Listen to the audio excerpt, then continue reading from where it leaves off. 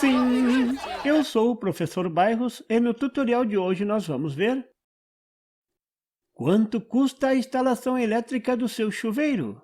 Nesse tutorial, vamos mostrar como usar a potência para determinar o tipo de cabo a ser usado na instalação elétrica de um chuveiro e comparar o custo de uma instalação feita em 220 com uma instalação feita em 127 volts, o popular 110. Vamos lá?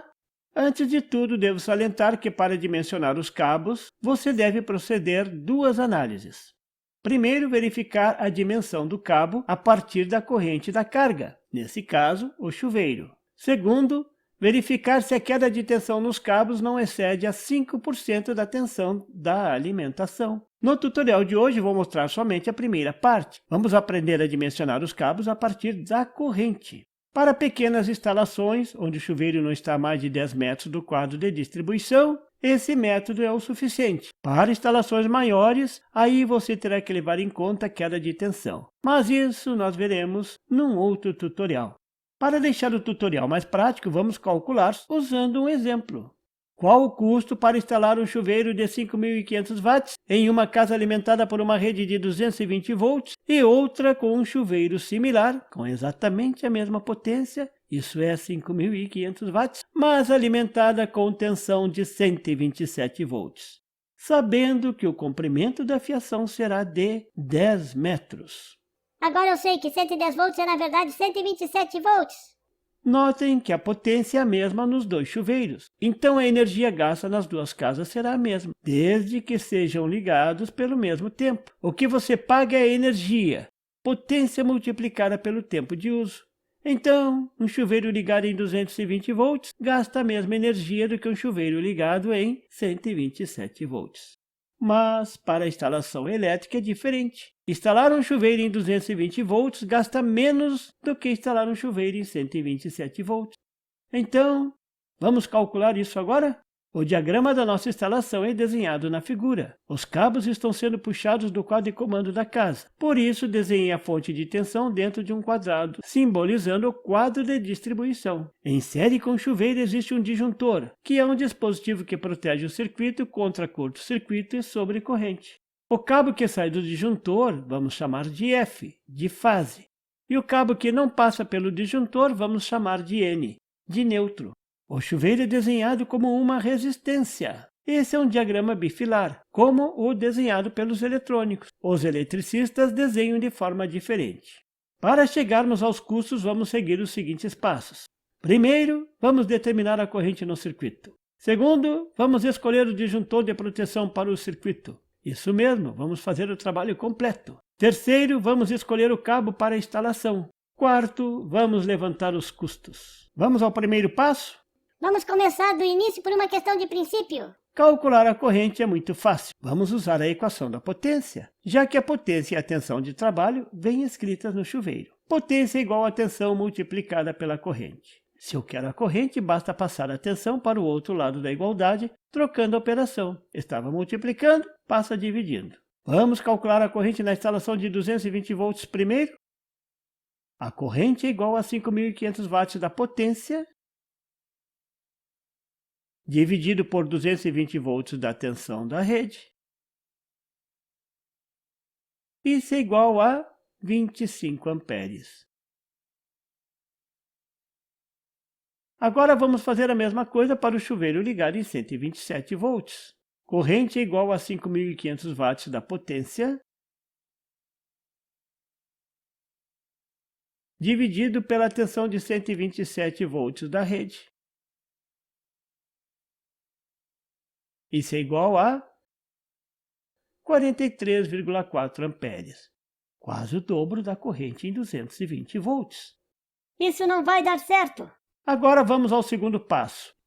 Escolher o disjuntor para o nosso circuito. O disjuntor é um dispositivo que deverá proteger o equipamento ligado naquela instalação, nesse caso, o chuveiro, mas também deverá proteger a fiação. No caso do chuveiro, o disjuntor é muito importante, porque servirá para desligar o circuito no caso de você precisar trocar a resistência do chuveiro.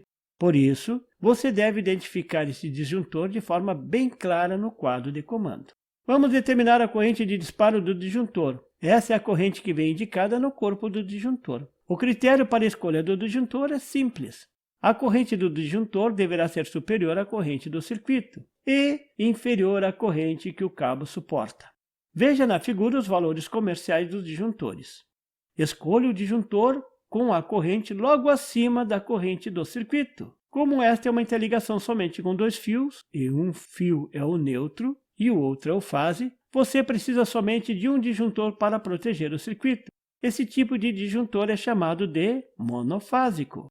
Assim, para a instalação em 220 volts, com corrente de 25 amperes, você deverá escolher o disjuntor de 32 amperes.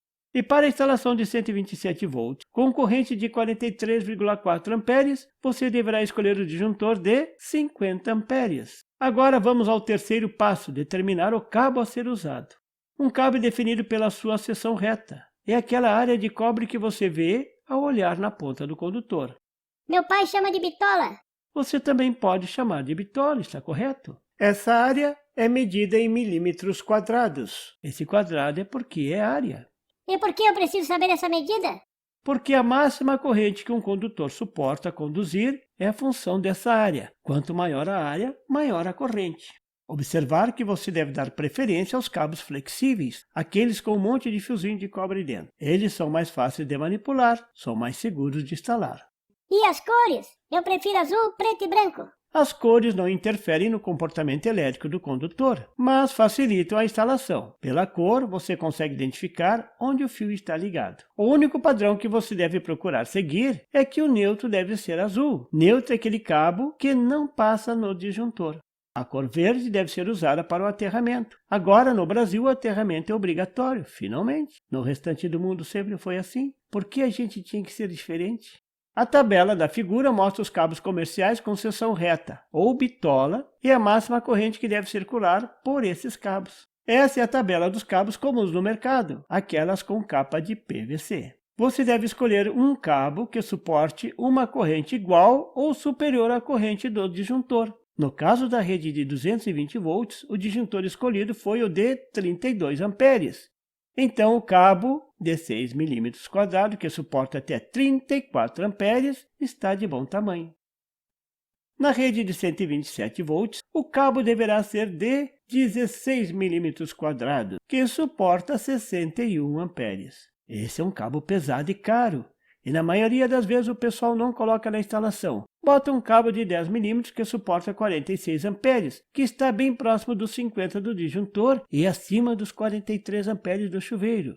Esse é um risco grande. Se ao invés do chuveiro for um forno, como de uma padaria, se ocorrer uma sobrecorrente no equipamento, isto é, uma corrente acima da normal, mas não é um curto-circuito, então o cabo irá se deteriorar e aquecer durante o funcionamento do equipamento. E depois de algum tempo, irá aquecer as conexões e a instalação ao redor do cabo, e um acidente poderá acontecer. Isso é muito comum no ar-condicionado. Um motor emperrado pode não causar um curto-circuito, mas pode levar a corrente a níveis perigosos. O calor provocado pela sobrecorrente diminui a vida útil da sua instalação. O barato hoje pode sair caro amanhã. Se o cabo for dimensionado corretamente, o disjuntor irá desarmar antes de ocorrer o acidente, pois ele detecta essa sobrecorrente, e se ela persistir, o disjuntor desarma.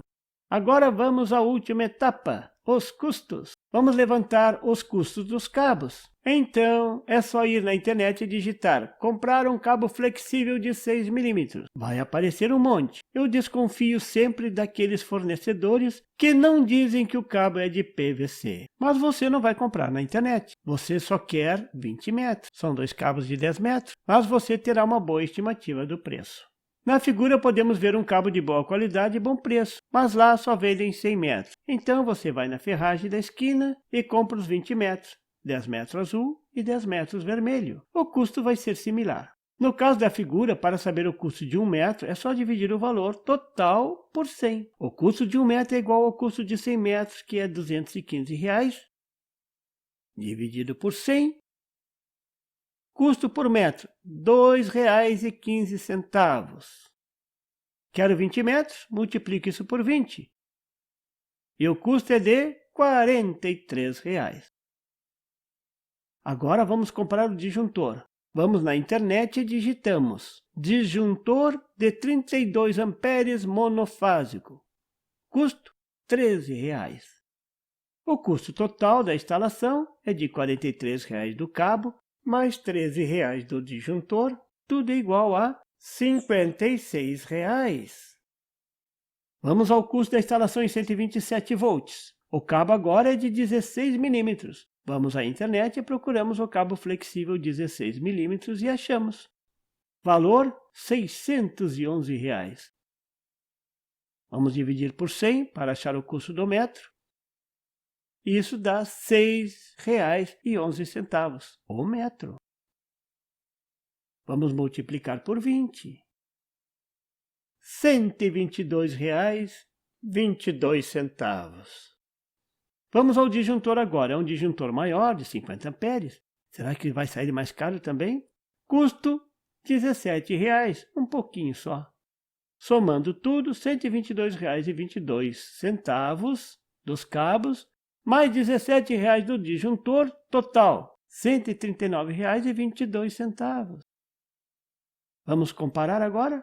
A instalação em 127 volts, a de menor tensão, é mais do que o dobro do custo da instalação em 220 volts.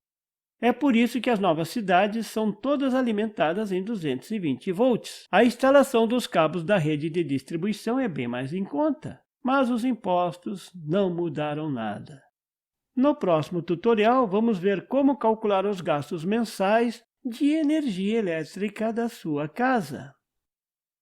Era isso por hoje, mas não fique triste. Voltaremos em breve. Fique atento ao canal do Professor Bairros para mais tutoriais sobre eletrônica. Até lá! Se você gostou, dê um like e inscreva-se no canal. Não esqueça de clicar no sininho das notificações. E não tem site? Tem sim, é bairrospd.com. Lá você encontra o artigo em PDF, veja o link na descrição do vídeo. E muito mais assuntos sobre eletrônica. Este foi um trabalho desenvolvido pelo professor Roberto Bairros. Obrigado!